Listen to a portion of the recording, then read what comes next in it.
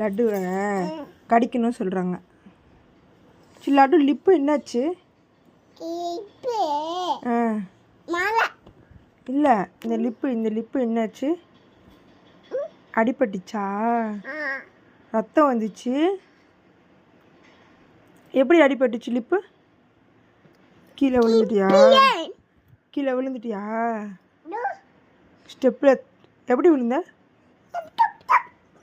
டப்பு டப்புன்னா விழுந்த?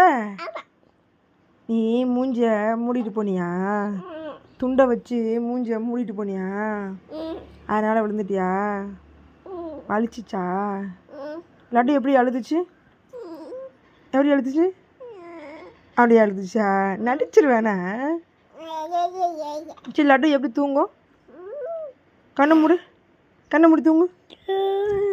அப்படியே தூங்கு. ஐயோ பயமாக இருக்கு.